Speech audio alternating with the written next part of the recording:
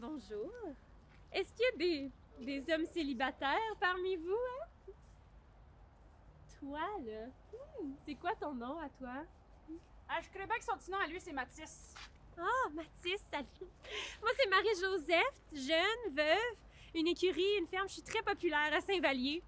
Fait que, tu veux-tu m'épouser, hein? Oui, ok. Veux-tu juste aller nous trouver un prêtre ou quelque chose? Ouais, voilà, t'as peur, là, on va se calmer. Non, c'est parce que là, Mathis, là, tu sais-tu avec qui tu t'en vas te marier, là, cette folle-là, là? C'est pas important. Non, c'est Marie-Joseph Corriveau. Hein, tu sais, la Corriveau, là. Hein? Non, bon, c'est sûr que ça vous dit rien. C'est parce que l'affaire, là, elle est connue pour le meurtre de ses maris, cette femme-là. Fait que, bonne chance, bonne chance. Voyons, Mathieu, là, tu me connais assez pour pas écouter des mensonges comme ça, hein?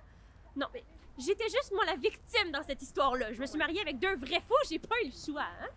Ben, mon premier mari, Charles et moi, on s'est mariés en 1749 quand j'avais juste 16 ans. Je savais pas ce que je faisais, tu sais. Puis après les enfants, puis 11 ans de mariage, c'est là que je l'ai compris, mon erreur, hein? Parce que ce salaud-là, ben, il me trompait! Puis ça se savait au village, les gens en parlaient, tout le monde le savait que j'étais cocu, hein? C'était juste si le prêtre en parlait pas en cher, puis... ça fait que... Pour sauver ma dignité, j'ai attendu qu'il soit bien endormi ce soir-là, puis... complètement par accident, là, hein? J'ai versé ben du plomb fondu dans son oreille. Tiens, Charles, tu voulais pas m'écouter? Ben là, t'écouteras plus jamais personne! Roy, c'est lourd. J'ai été dévastée d'apprendre la mort de mon mari. Toi, Marc, tu me ferais pas quelque chose comme ça, hein? Bon, après 15 mois de veuvage, j'ai décidé de me remettre sur le marché là, pour m'aider avec les enfants, puis la maison. Puis c'est là que j'ai rencontré Louis. Ah, Louis. J'ai été tellement naïve. Il était tellement fin au début. Mais après 3 mois, un vrai sauvage. Il me battait tous les jours à coups de pied puis à coups de poing. Toi, Marco, t'es-tu du genre à battre ta femme? En tout cas, Louis, il me fessait. Fait que je me suis dit que j'avais le droit de le fesser moi aussi. Hein? Fait que ce soir-là, j'ai entendu qu'il soit bien endormi, puis j'y ai donné 2 bons coups de hache sa tête! Le seul problème de ça, c'est que des coups de hache, là, ça laisse des traces, hein? Fait que pour couvrir le tout, j'ai traîné le corps de mon Louis jusque dans le box de notre plus gros étalon, puis là, j'ai donné ben des coups de fourche à mon étalon pour qu'il écrase la tête bien comme faut. Il restait pas grand-chose de sa tête à ce moment-là. Il restait plus bébé de traces, en tout cas. Hein? Mais bon, après ça, je suis retournée me coucher. Mais le lendemain matin, quand je me suis réveillée, je trouvais pas mon mari. J'étais allée voir partout, là, Finalement, j'étais allée voir dans l'étable, puis il était là. Mais il était mort. Non, mais je suis malchanceuse un peu.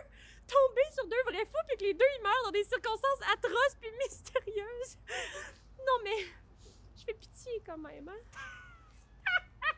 Pitié! Ben oui, hein, ben pitié! Hein? Puis, c'est pour ça que les gens du conseil t'ont condamné, hein? Pour le meurtre de tes 2 maris, parce que tu faisais pitié. Non, ça c'est parce que le juge parlait juste anglais. Fait qu'il a rien compris de ma peine puis de ma douleur, c'est tout. Mais au moins, le tribunal militaire m'a donné une sentence à la hauteur de ma forte personnalité. Moi, Marie-Joseph Corriveau, pour le meurtre de mes maris, j'ai été condamnée à être pendue sur les buttes à Neveu près des plaines d'Abraham le 18 avril 1763.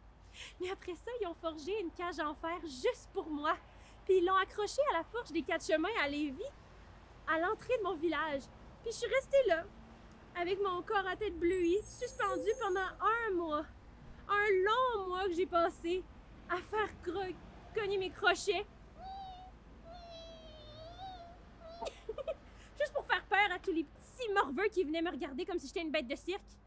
1 mois.